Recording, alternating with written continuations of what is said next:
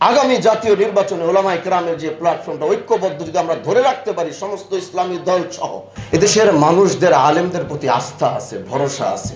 যদি কোনো আলেমরা নেতৃত্ব দিতে চায়, এদেশের মানুষ সেটা মানতে চায়, কিন্তু আমরা সেই জায়গাটাতে এখনো হয়তো তৈরি করতে পারতেছি না। আমি এলাকায় মাদক মুক্ত, চাঁদা মুক্ত, দখল মুক্ত, এই সব বিষয়ে যখন আমি হাত দিছি, গোটা দেশটা মনে হয় আমার পাশে দাঁড়ায় রয়েছে।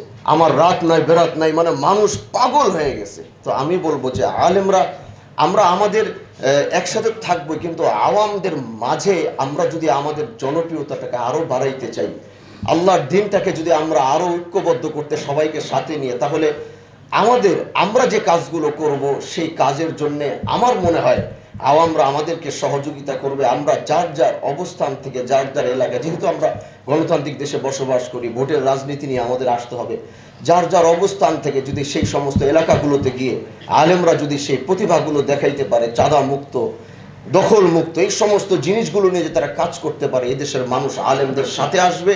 আগামী নির্বাচনে আমরা এই 16 বছর বা 17 বছর পরে একটা সুন্দর বাংলাদেশ দেখতেছি।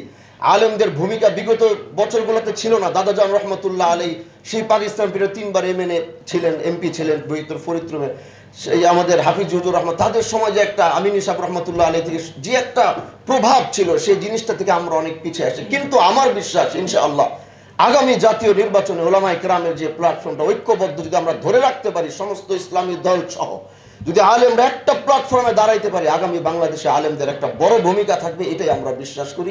আল্লাহ আমাদেরকে তৌফিক দান করুন। নাসরুম মিনাল্লাহ ওয়া ফাতহুন।